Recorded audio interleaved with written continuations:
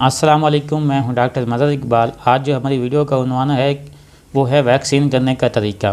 चूज़ों को वैक्सीन करने का तरीका कुछ तरतीब है उनकी।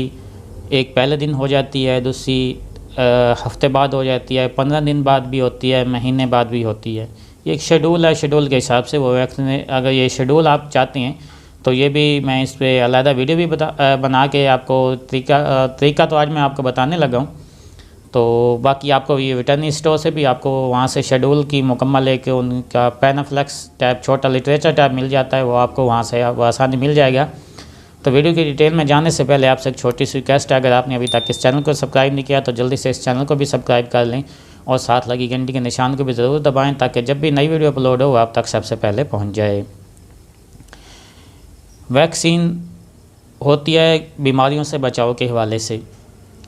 तो रानीखेत के हवाले से अक्सरियत जो ज़्यादा रानीखेत और दूसरी बीमारियों के हवाले से ज़्यादा जो यूज़ होती है वैक्सीन, वो एंडी लसोटा के नाम से, वो चाइना में भी आपको मिल जाती है और अच्छी कंपनी की फाइज़र वाली भी मिल जाती है। फाइज़र वाली जो कंपनी की है वो थोड़ी सी महंगी होती है, चाइना वाली आपको 150 की हिसाब से वो आसानी के साथ मिल जाती है। बनाने का इसका तरीका ये होता है कि आपने 1 लीटर पानी लेना है। 1 लीटर पानी के अंदर आपने एक वैक्सीन को खोल के उसके अंदर जो लिक्विड होता है, बाज़ का तो उसके अंदर जामुनी कलर का लिक्विड होता है, बाज़ के उसके अंदर खुश्क पाउडर होता है। तो आपने सिरिंज के ज़रिए उसके अंदर 1 सीसी वाटर डालना है, या वो उसी के साथ वैक्सीन के साथ आपको मिल जाता है, नहीं तो अलग आप वाटर जो है वो आपको मेडिकल स्टोर से आसानी के साथ इंजेक्शन मिल जाएगा।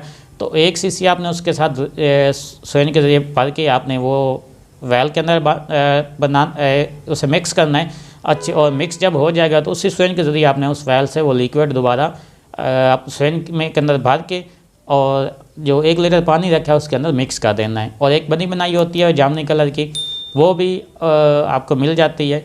तो वो आपने उसका ढक्कन खोल के, सील खोल के वो पानी के अंदर अपने हाथों की मदद से मिक्स कर लें। कोशिश करें अगर हाथों की मदद से मिक्स करने लगे हैं तो उसके ऊपर वैक्सीन अपने हाथों पे ग्लव्स ज़रूर चला लें, ताकि कोई अगर आपके हाथों पे बैक्टीरिया या कोई खुदा ना खास्ता आपका साइड इफ़ेक्ट होता है तो आपको हाथों पे वो उसका असरात जो हैं वो ना लगे। और इसके बाद अगर आप गिलास नहीं हैं तो इस्तेमाल करने के बाद आप उसे पानी की अच्छी तरह साबुन से अपने हाथों को धो के अपने काम रोज़मर्रा के जो हैं वो इस्तेमाल कर सकते हैं।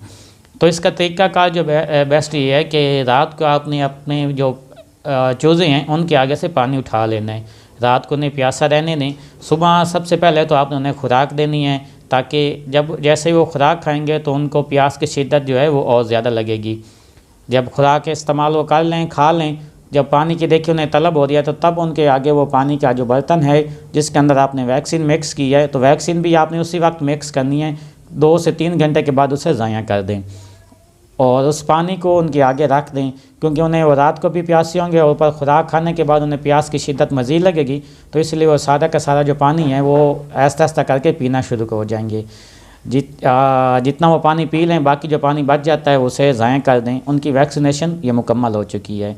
कुछ आँख के ज़रिए भी इस्तेमाल करते हैं, यह आसान तरीका जो हर नए शौकीन नज़र आते हैं जो इस्तेमाल कर सकते हैं। और आपका कोई भी मसला होता है, किसी भी टॉपिक के वाले से इलाज जानना चाहते हैं तो आप नीचे कमेंट्स के ज़रिए हमसे रब्ता कर सकते हैं। मैं इंशाल्लाह कोशिश करूँगा आपके दिए गए सवालों के जवाब भी दूँ और ऐसा नुस्खा बताऊँ जिसका कोई साइड इफ़ेक्ट भी मिलता है नेक्स्ट वीडियो में। तब तक के लिए अल्लाह निगहबान।